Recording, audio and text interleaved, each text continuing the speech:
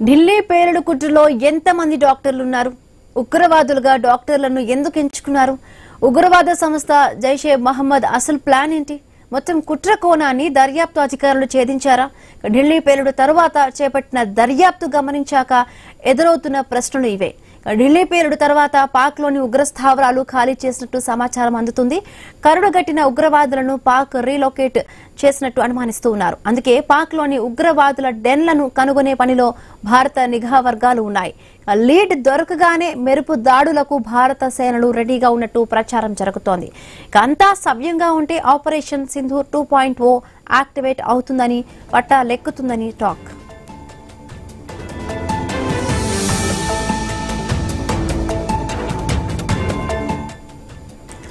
ఇదే సమయంలో దేశంలో తిష్టవేసిన ఉగ్రవాదుల కోసం ముమ్మరంగా వేట నడుస్తోంది. అలాగే ఢిల్లీ పేలుడు తర్వాత దర్యాప్తు అధికారులు అరెస్టు చేస్తున్న డాక్టర్ల సంఖ్య పెరుగుతోంది. ఈ క్రమంలో పాక్ లోని ఉగ్రవాద సంస్థలు సరికొత్త టెర్రర్ మాడ్యూల్ ను ఎంచుకున్నట్టు దర్యాప్తు సంస్థలు గుర్తించాయి. మన దేశంలోని వారిని టెర్రరిస్టులుగా మారుస్తోంది పాకిస్తాన్. పాక్ ప్రేరేపిత ఉగ్రవాద సంస్థలు ఇన్నాళ్లు పాక్ నుంచి వచ్చిన ఉగ్రవాదులతో పేలుళ్లు జరిపేవారు. 11 ఏళ్లుగా సరిహద్దుల్లో భద్రతను పెంచి నిఘాను కట్టుదిట్టం చేయడంతో ఉగ్రవాద సంస్థలు రూట్ మార్చాయి.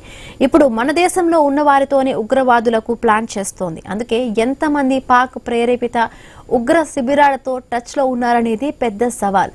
స్లీపర్ సెల్స్ ను పట్టుకోవడం సైతం భద్రతా దళాలకు పెను సవాలుగా భావిస్తున్నారు.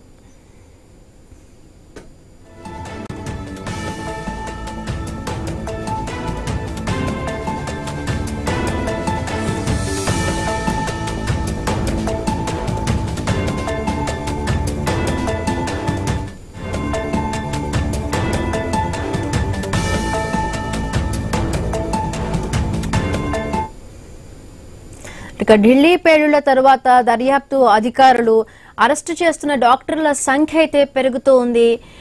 కొత్త విషయాలు కూడా వెలుగులోకి వస్తున్నాయి. మరిన్ని పూర్తి అప్డేట్స్ మా ఇన్పుట్ ఎడిటర్ శ్రీకాంత్ లైవ్ లో అందిస్తారు. శ్రీకాంత్, ఒకప్పుడు అంటే టెర్రరిస్టులు వాళ్ళ దేశం నుంచి టెర్రరిస్టులను పంపించి కూడా ఉగ్రదాడులకు ప్లాన్ చేసేవాళ్ళు. బట్ ఇప్పుడు మన దేశంలోనే కూడా టెర్రరిస్టులను తయారు చేస్తూ ఉన్నారు. అంటే ఇక్కడ ఇవాళ చూస్తే షాకింగ్ గా అనిపిస్తోంది. డాక్టర్లనే టెర్రరిస్టులుగా కూడా ఎంచుకున్న పరిస్థితి. సో ఇంకా డాక్టర్ల అరెస్టుల సంఖ్య కూడా పెరుగుతోంది. అంటే ఉగ్రవాదులు కూడా వాళ్ళ దిశను మార్చుకున్నట్టుగా కూడా అర్థం చేసుకోవచ్చు ఈ బ్లాస్ట్ ని బట్టి. Good morning Himabindu. సో ఉగ్రవాదులు అంటే ఉగ్రవాదం కొత్త రూపం దాల్చుకుంటోంది. వైట్ కాలర్ టెర్రరిజానికి పాల్పడుతున్నారు. గతంలో బాంబ్ బ్లాస్ట్లు లాంటి ఉగ్ర దాడులు చూస్తే, పిస్తోళ్లతోటి తుపాకులతోటి ఉగ్ర దాడులు చూస్తే, ఇప్పుడు వైట్ కాలర్ టెర్రరిజం కొత్త రూపంలో అయితే అఫ్ కోర్స్ ఇట్లాంటి గతంలో జరిగినా కానీ భారతదేశంలో మాత్రం ఇట్లాంటి జరగలేదు. భారతదేశంలో కూడా ఇట్లాంటి బ్లాస్టింగ్లు ఇట్లాంటి ఎక్స్ప్లోజర్స్ జరగలేదు. బట్ ఇది మాత్రం చాలా ఒక డిఫరెంట్ గా ఉగ్రవాదం వస్తుంది. బట్ ఇంటర్నల్ గా పెరుగుతున్నటువంటి ఉగ్రవాదుల్ని కట్టడి చేయడం ఇప్పుడు ఒక నిఘా విభాగాలకు చాలా పెద్ద టాస్క్ అనే చెప్పాలి. వీళ్ళంతా కూడా భారత సంతతికి చెందిన వాళ్ళు, భారతదేశం చెందిన వాళ్ళు. సో వీళ్ళంతా ఉగ్రవాదులకు అట్రాక్ట్ అవ్వరు, ఉగ్ర కార్యకలాపాల్లో ఉండడం. ఆల్మోస్ట్ డాక్టర్ షాహీన్ స్క్రీన్ మీద చూస్తున్నటువంటి షాహీన్ 10 సంవత్సరాల నుంచి జైషే మహమ్మద్ టీం తోటి సంబంధాలు ఉన్నట్టుగా ఎంక్వైరీలో బయటకు వస్తున్నాయి. సో వైట్ కాలర్ ఈ మాడ్యూల్లో ఆల్మోస్ట్ 30 మంది ఉగ్రవాదులు కూడా ఉన్నట్టుగా తెలుస్తుంది. డాక్టర్ ముజ్మిల్ కి సంబంధించినటువంటి డైరీ ఏదైతే ఉందో ఆ డైరీ బయటపడ్డది ఎంక్వైరీలో. దాంట్లో ఆపరేషన్ హమ్దాద్ దాని గురించి ఇప్పుడు ఒక చర్చ నడుస్తుంది. అందులో రాయడం జరిగింది ఆపరేషన్ హమ్దాద్ అని చెప్పేసి. సో దీని కాన్సెప్ట్ ఏంటంటే, ఎవరైతే ఈ ముస్లిం బాలికలు ఉంటారో వాళ్ళను దాడులకు సిద్ధం చేస్తూ ఉంటారు, లైక్ డాక్టర్ షాహీన్ లాగా. సో ముస్లిం అమ్మాయిల్ని, ఆడపిల్లల్ని, మైనర్లని, బాలికల్ని, సో వాళ్ళకి అప్పటికి ఏమి తెలియదు కాబట్టి సో వాళ్ళ ఒక ట్రాప్ లోకి తీసుకొస్తా ఉంటారు. వాళ్ళను రెచ్చగొట్టేటువంటి విధంగా అట్లాంటి కార్యకలాపాలు చేస్తూ ఉంటారు. చిన్నప్పటి నుంచే వాళ్ళకి ఈ రకమైనటువంటి ఉగ్ర ట్రైనింగ్ ఇచ్చేటువంటి ఒక కార్యక్రమం, ఒక పనికి ఉగ్రవాదులు తెగబడ్డారు. భారతదేశాన్ని ఎట్టి పరిస్థితుల్లో అంటే ఒక భారీ బ్లాస్టింగ్ చేయాలి, భారీ విధ్వంసానికి తెగబడ్డారు. ఎర్రకోట దగ్గర దాడులు చేయాలని అనుకున్నారు. ఇంకా దేశంలో ఉన్నటువంటి మెయిన్ సిటీస్ లో కానీ, లేదంటే దేవాలయాల్లో కానీ, లేదంటే పబ్లిక్ ప్లేసెస్ లో కానీ, తినే ఆహారంలో, తాగే నీళ్లలో, సో మొత్తాన్ని కూడా కెమికలైజ్ చేసి ఒక బయో వార్ సృష్టించడానికి ఉగ్రవాదులు చాలా పెద్ద పగడ్బందీ ప్లాన్ చేశారు. సో దీనికి అంటే ఓవరాల్ గా ఈ ఆపరేషన్ హమ్దాద్ గురించి ఉన్న విషయం ఒకసారి చూస్తే, దీంట్లో ఈ మొత్తం ఎపిసోడ్ కి భారత్ తరపున షాహీన్ బాధ్యత తీసుకుంది. అంటే షాహీన్ ఎంతమంది ముస్లిం బాలికలను వీళ్ళు తీసుకున్నారు, అట్రాక్ట్ చేసుకున్నారు, ఎంతమందికి ట్రైనింగ్ మొదలు పెట్టారు. సో చాలా పెద్ద నెట్వర్క్ నడుస్తుంది. 30 మంది ఒక టీమ్ గా ఏర్పడి ఒక భారీ ఉగ్రవాదుల్ని తయారు చేసేటువంటి కుట్రకు తెరలేపించి స్పష్టంగా కనిపిస్తోంది. సో దీనన్నింటికి కూడా ఒక భారీ బ్లాస్ట్ ని ఎర్రకోట దగ్గర ప్లాన్ చేయడానికి వీళ్ళు ఒక ప్రణాళిక సిద్ధం చేసుకున్నారు. సో మరి ఇంకో వైపు ఏంటంటే ఈ ఉగ్రవాదులకు సంబంధించి ఎర్రకోట బాంబు దాడి కేసులో ఒక కొత్త అప్డేట్ కూడా వస్తుంది. 20 లక్షల రూపాయలు వీళ్ళకి పంపించినట్టుగా తెలుస్తోంది. సో దీనికి ఉమర్ కి షాహీన్ కి మధ్య ఈ డబ్బులకు సంబంధించినటువంటి ఒక వివాదం కూడా జరిగింది. సో ముజ్మిల్, అట్లాగే షాహీన్, అట్లాగే ఉమర్, ఈ ముగ్గురికి సంబంధించి ఆల్మోస్ట్ 20 లక్షలు కూడా వచ్చాయి. అయితే ఎక్కడి నుంచి వచ్చాయన్నది కూడా నెట్వర్క్ ని ఛేదిస్తే ఇది జైషే మహమ్మద్ హ్యాండిల్ నుంచి, ఆ నెట్వర్క్ నుంచి 20 లక్షల రూపాయలు వీళ్ళ ఖర్చుల కోసం వచ్చాయి. ఈ డబ్బుల విషయంలో కూడా వీళ్ళకి వివాదాలు వచ్చాయన్నది కూడా ప్రధానంగా ఈ రోజు ఎన్ఐఏ విచారణలో బయటకు వస్తున్నటువంటి అంశం. మాట్లాడదాం. ఒక భారీ కుట్రను భారత్ ఛేదించింది. బట్ ఎంతైనా కానీ ఇంటర్నల్ గా ఉన్నటువంటి దొంగల్ని పట్టుకోవడం ఒక పెద్ద టాస్క్ అనే చెప్పాలి. అందే సత్యం గారు, అట్లాగే వివి రావు గారు, రిటైర్డ్ కల్నల్ ఆర్మీ, మనతో పాటు ఫోన్ లైన్ లో జూమ్ లో అందుబాటులో ఉన్నారు లైవ్ లో. సత్యం గారు నమస్తే. నమస్తే అండి. సో ఒక కొత్త వైట్ కాలర్ మాడ్యూల్ ని ఇప్పుడు భారత్ ఎదుర్కోవాలి. సో కొంత ఛేదించారని చెప్పాలి. భారీ బ్లాస్ట్లు, ఒక విధ్వంసాన్ని నుంచి మనం బయటపడ్డాం. కానీ దీని నెట్వర్క్ ఏందో తెలుసుకోవాలి. సో ఎట్లాంటి ఆలోచన విధంగా, ఎట్లాంటి యాక్టివిటీస్ తోటి ఇప్పుడు భారత్ ముందడుగు వేయాలి? సైనిక దళాలు కానీ, రక్షణ దళాలు కానీ ఉన్న టాస్క్లు ఏంటి? ఇప్పుడు మనకు మొదటి నుంచి గత వారం రోజుల డిబేట్లు అనుకుంటున్నటువంటి విషయం ఏంటంటే, ఇంటర్నేషనల్ నెట్వర్క్ ఉన్నటువంటి జైషే మహమ్మద్ దరిదాపు మొన్న టర్కీ నుంచి మానిటరింగ్ చేసింది. స్వదేశంలో దానికి కావాల్సినటువంటి నెట్వర్క్ ని ఏర్పాటు చేసుకుంది అని మనం చెప్పుకుంటూ వస్తున్నాం. ఇప్పుడు అది రోజు రోజుకు ఇంకా కన్ఫర్మ్ అవుతూ వస్తుంది. దీంట్లో కొత్తగా ఏమిటంటే, గతంలో ఈ ఉగ్రవాదులకు ఎన్నుకునేటువంటి ఈ ఇన్కమింగ్ యూత్, దీంట్లో జొరబడేటువంటి యూత్ మెయిన్ గా అన్ఎంప్లాయిడ్ యూత్ ని అట్రాక్ట్ చేస్తున్నారు అని చెప్పేసి మనం అనుకున్నాం. ఎక్కడైనా వాళ్ళే దొరికారు. కానీ ఇప్పుడు కొత్త ఓరియంటేషన్ వచ్చింది. ఇంటలెక్చువల్స్ ని అట్రాక్ట్ చేసి, ఇంటలెక్చువల్స్ ని కన్విన్స్ చేసి దీంట్లోకి దింపారు. ఇంటలెక్చువల్స్ కూడా దీంట్లోకి ఇన్వాల్వ్ అవుతున్నారు. వాళ్ళ కెరియర్ ని, లేదా వాళ్ళ ఫార్చ్యూన్స్ ని, వాళ్ళ భవిష్యత్తుని, ఇటువంటి వాటి అన్నిటిని వదిలేసి కూడా దీనికి సిద్ధం అవుతున్నారంటే ఖచ్చితంగా మనం 2 ఆస్పెక్ట్లు ఆలోచించాలి. ఒకటి కేవలం మతతత్వ ధోరణి లేదా అన్ఎంప్లాయ్మెంట్ తోటి ఈ వ్యవస్థ మీదనే ఒక రెబెల్ యాటిట్యూడ్ డెవలప్ చేసుకొని ఎట్లా అట్రాక్ట్ అవుతున్నారు అనేటువంటిది ఒక ఎత్తు అయితే, రెండోది ఇంటలెక్చువల్స్ కూడా కన్విన్స్ అవుతున్నారంటే ఖచ్చితంగా దీన్ని పాలసీ మ్యాటర్ అని కూడా మనం ఆలోచించాలి. దీనికి పరిష్కారం మీరు అడిగారు, ఏమిటి దీనికి పరిష్కారం అని. కాబట్టి ఈ 2 ఆస్పెక్ట్స్ లో మనం దీన్ని హ్యాండిల్ చేయాల్సినటువంటి అవసరం ఉంది. ఎందుకంటే ఇవాళ ఒక 15 మందిని పట్టుకున్నారు, అరెస్ట్ చేశారు. ఇంకో 15 మంది దొరకలేదు, పరారీలో ఉన్నారు. ఈ 15 మందికి ఎవరు షెల్టర్ ఇచ్చి ఉంటారు అంటే ఇంకో 15 ఇళ్లలో షెల్టర్ ఇచ్చి ఉంటారు. అంటే ఇట్లా ఒక్కొక్కటి మీరు అన్నట్టు తవ్వుతుంటే చాలా విషయాలు బయటకు వస్తున్నాయి. పీసీఆర్, నాకు నా వాయిస్ రీసౌండ్ వస్తుంది, ప్లీజ్ చెక్. అయితే ఇక్కడ సత్యం గారు, షాహీన్ తండ్రి సయ్యద్ అహ్మద్ అన్సారీని కూడా వీళ్ళు విచారణ చేస్తున్నారు. సో ఎవరిని వదలట్లేదు. PCR please check. అయితే ఇందులో అన్సారీ పైన కూడా చాలా డౌట్లు వస్తున్నాయి. ఎందుకంటే ఆయన ఒక మిడిల్ క్లాస్ వ్యక్తి, ఒక సాదాసీదా ఉద్యోగం చేసుకున్నటువంటి వ్యక్తి. ఆ వ్యక్తికి ఇల్లు గడవడానికే డబ్బులు రావు, జీతం సరిపోదు. అట్లాంటి వ్యక్తి ప్రైవేట్ లో లక్షల ఫీజులు ఎట్లా కట్టారు అన్న కోణంలో కూడా విచారణ చేస్తున్నారు. ఒకవేళ ఆయనకు కూడా నెట్వర్క్ ఉందా? ఆయన నెట్వర్క్ ఈ రోజు కూతురు ఆ రుణం తీర్చుకునే బాధ్యతలో ఈ రోజు భారత్ పైనే దాడి చేయడానికి, భారత్ నే డెస్ట్రాయ్ చేయడానికి సిద్ధమైందా? ఈ కోణంలో కూడా కొంత విచారణ జరుగుతున్నట్టుగా తెలుస్తోంది. సో ఇంత చదువుకొని తండ్రిని కట్టడి చేసి ముందుకెళ్లాల్సినటువంటి డాక్టర్లు, మీరు అన్నట్టు ఇంటెలెక్చువల్స్ ఎందుకు ఈ దారి ఎంచుకుంటున్నారు? ఎక్కడ వీళ్ళ బ్రెయిన్ వాష్ జరుగుతుంది? అంత ఎఫెక్ట్ ఎక్కడ పడుతుంది? అంటే దేశవ్యాప్తంగా అనుసరించేటువంటి పాలసీస్ మీద వీళ్ళు కన్విన్స్ చేస్తారు. అంటే ఇవాళ మనకి ఇది కొత్త కాదు. నక్సలైట్ మూవ్మెంట్ లో మొదటిసారి పోయినటువంటి క్రాప్, ఫస్ట్ క్రాప్ మొత్తం ఇంజనీరింగ్ కాలేజ్, తర్వాత మెడికల్ కాలేజెస్ నుంచి వెళ్ళారు. ఆ తర్వాత వస్తుంటే చదువుకున్న వాళ్ళు తక్కువ, నిరుద్యోగులు ఇతరులు ఎక్కువ ఉంది రిక్రూట్మెంట్. ఆ తర్వాత కూడా చదువుకున్న వాళ్ళు కూడా వెళ్ళటం మానేసిన తర్వాత గిరిజనులు వెనుకబడ్డ ప్రాంతాల నుంచి రిక్రూట్ ఉంది. స్టెప్ బై స్టెప్ తగ్గుకుంటూ వచ్చింది. ఇవాళ కూడా ఇక్కడ అనేక మంది చదువుకున్న వాళ్ళని డిఫరెంట్ భారతదేశంలో మనల్ని అణిచివేస్తురనో, లేదా మనకి ఇచ్చినటువంటి ప్రొటెక్షన్స్ తీసేస్తురనో, లేదా మన రాష్ట్రానికి కాశ్మీర్కి ఇచ్చినటువంటి 370 ఆర్టికల్ ప్రొటెక్షన్ తీసేశారనో, దేశవ్యాప్తంగా మన మీద దాడులు జరుగుతున్నాయనో, భవిష్యత్తులో అసలు మన మతాన్ని నిరాకరించే అవకాశం ఉందనో, ఇట్లా కొన్ని పాలసీ మ్యాటర్స్ లో వాళ్ళని కన్విన్స్ చేసుకుంటూ వాళ్ళని బ్రెయిన్ వాష్ చేస్తా వస్తున్నారు. ఇది చాలా మంది గతంలో కూడా నేను చూసా. ఇట్లాగే డిఫరెంట్ ఇప్పుడు లెఫ్ట్ అడ్వెంచరిజం లో కూడా ఇటువంటివే ఉన్నాయి.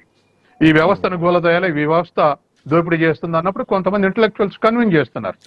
ఎంచుకునే మార్గాలు డిఫరెంట్ మార్గాలు ఉంటాయి. ఈ మార్గం కూడా ఎంచుకున్నారు కదా. కాబట్టి రెండింటిని పోల్చలేము. కానీ ఇది మాత్రం ఖచ్చితంగా ఇవాళ ఉగ్రవాదం అనేటువంటిది ఖచ్చితంగా ఇది యాంటీ సోషల్ ఎలిమెంట్ క్యారెక్టర్ ఉన్నటువంటిది. తర్వాత చదువుకున్న వాళ్ళకి ఆలోచనలు ఉండవు అనుకోవడానికి వీల్లేదు.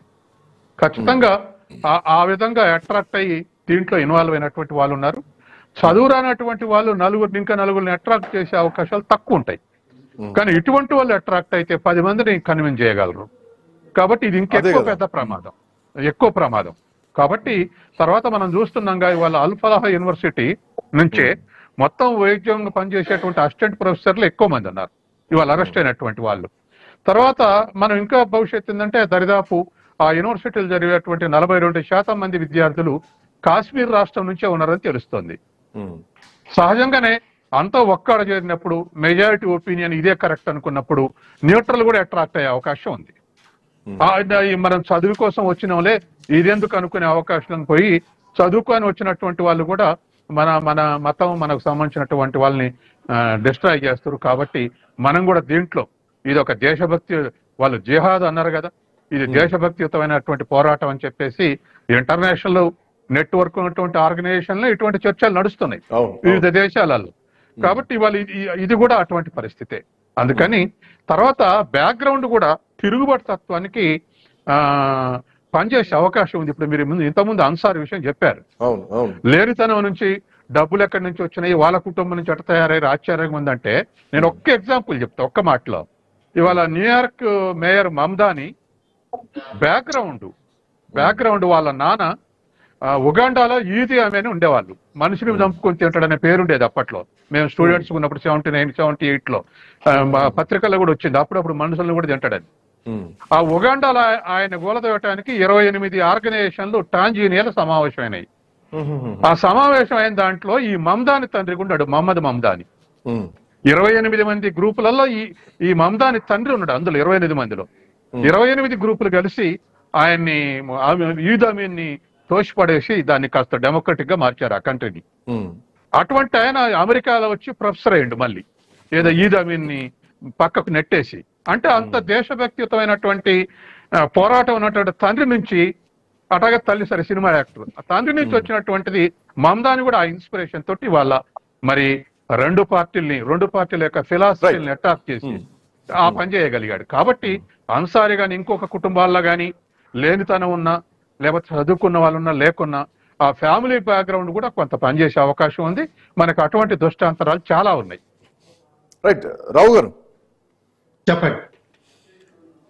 ఇక్కడ పాయింట్ ఏంటంటే 2010 నుంచి జైషే మహమ్మద్ తోటి చాలా క్రియాశీలకంగా ఆమె అందులో టీంలో సభ్యురాలుగా మారిపోయింది. సో ఆపరేషన్ సింధూర్ తర్వాత ఈ పగ ఇంకా పెరిగిపోయింది. సో భారత్ మీద ఖచ్చితంగా రివెంజ్ తీర్చుకోవాలనేది. సో ఒక భారతీయుల ఉండి పాకిస్తానీ ఉగ్రవాద సంస్థలతో చేతులు కలపడం, సో భారత్ పైనే దాడులకు చేయడం, ఒక బయో వార్ కి దట్టు ఒక వైట్ కాలర్ టెర్రర్ మాడ్యూల్ కి చాలా రోజుల నుంచి కుట్ర పన్నుతున్న స్పష్టంగా కనిపిస్తోంది. సో ఈమె వ్యవహార శైలి చూస్తే ఆల్మోస్ట్ ఒక 10 సంవత్సరాల 2010 అంటే 2026లో ఉన్నాం. సో చాలా 10 ఏళ్ల నుంచి నడుస్తూనే ఉంది వీళ్ళకి సంబంధించి.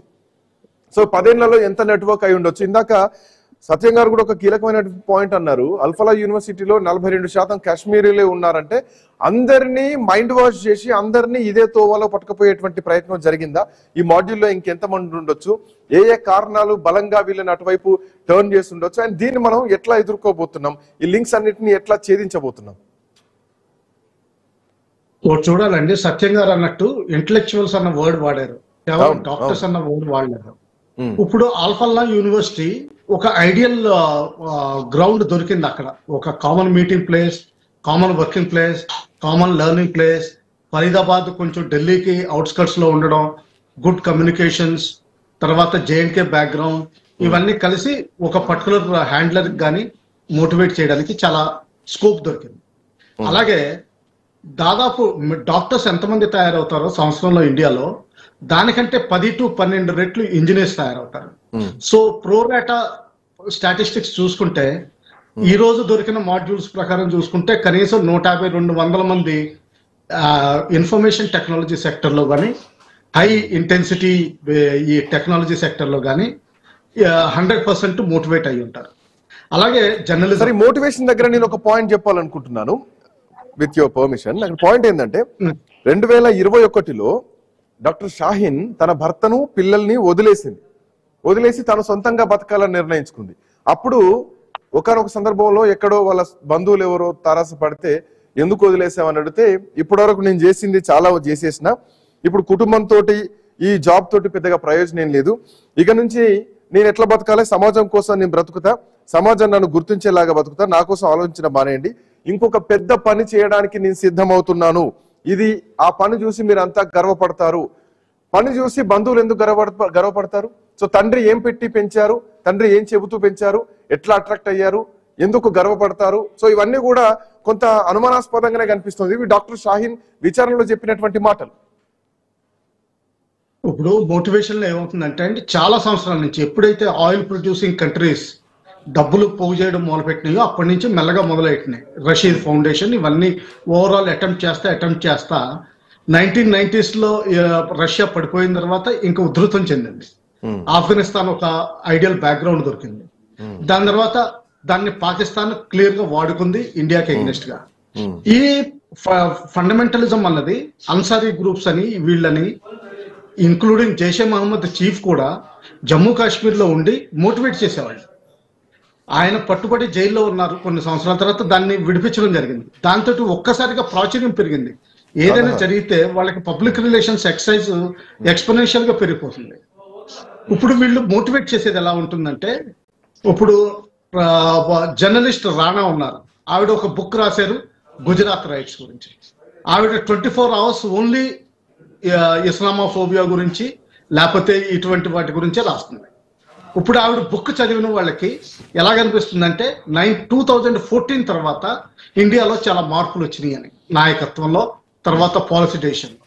అలాగే 2019 తర్వాత ఆర్టికల్ 370 తీసివేయడం, 35A క్యాన్సిల్ చేయడం, ఇటువంటివి జరిగింది. అలాగే 2021 తర్వాత రామ్ జన్మభూమి డెసిషన్ రావడం, దాని తర్వాత మందిర్ కట్టడం, ఇవన్నీ ఏంటంటే ప్రోపగండాలో భాగం కింద వస్తాయి.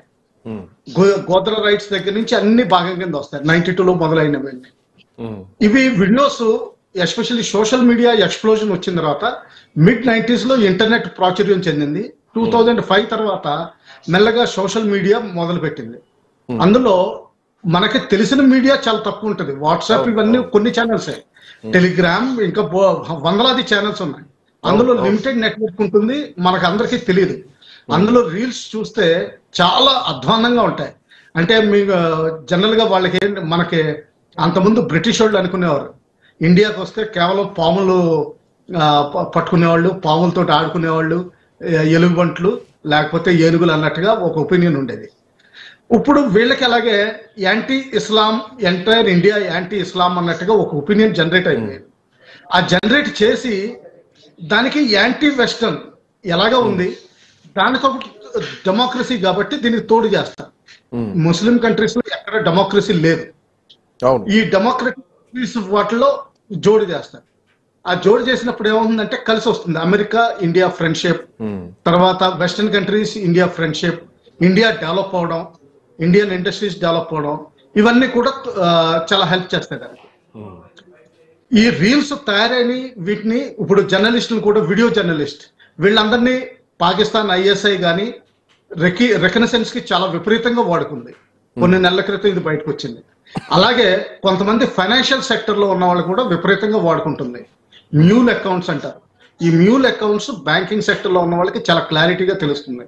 వీటిని వాడుకునే అవకాశం చాలా ఉంది, వాడుకుంటారు కూడా.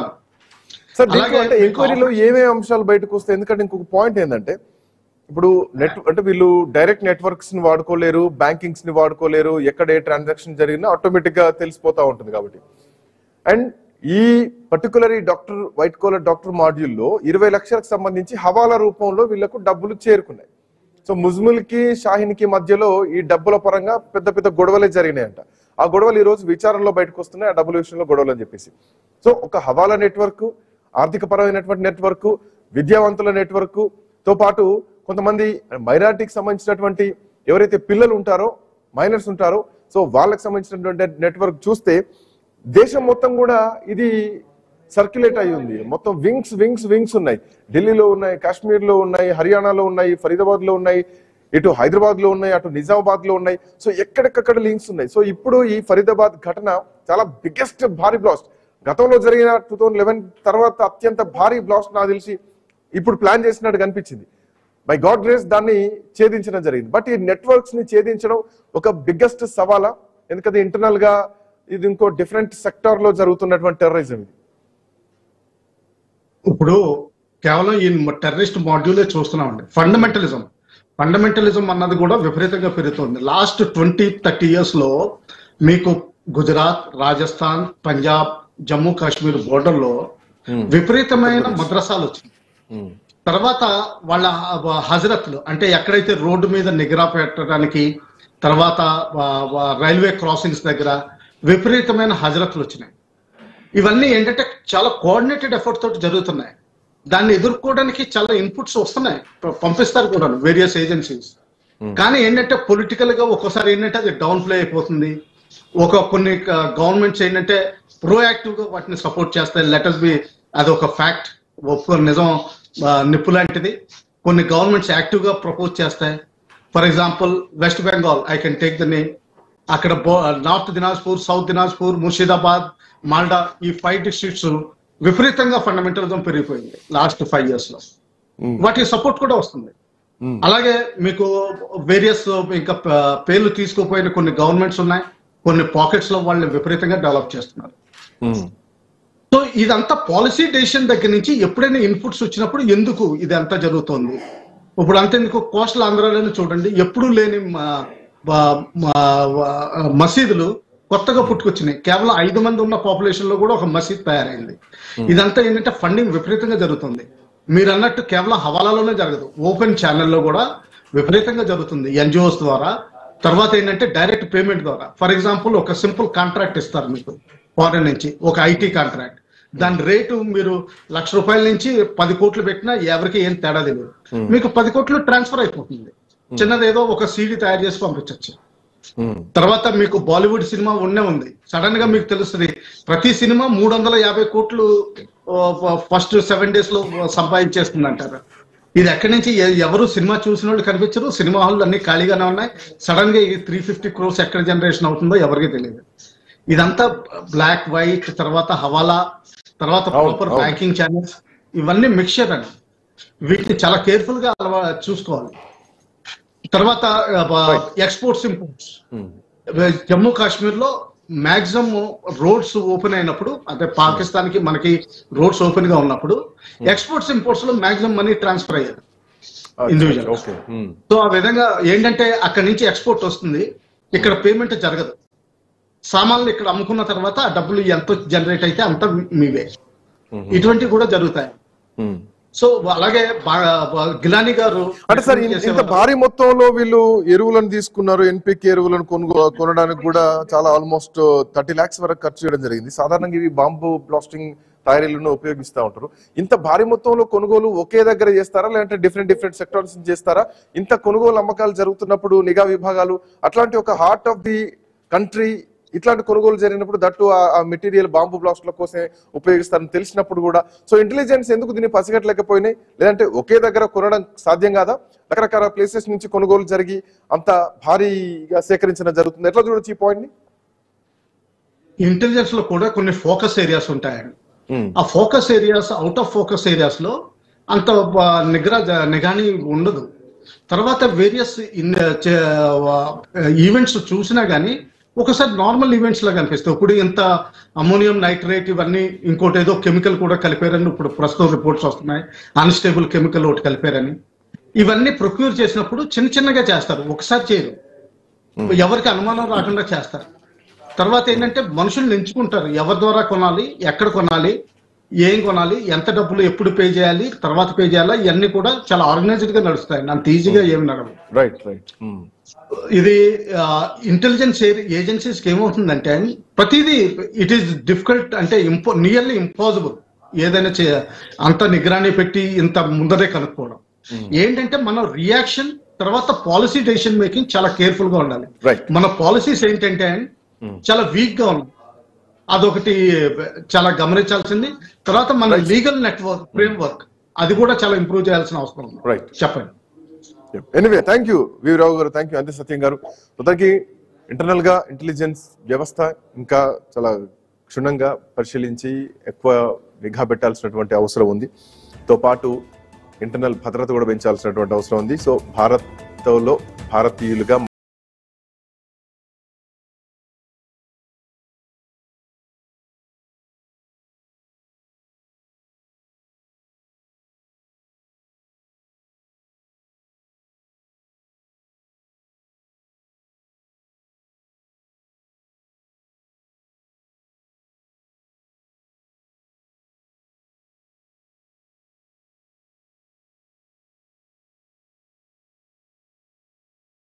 ఉండాల్సినటువంటి అవసరం అయితే ఏర్పడింది.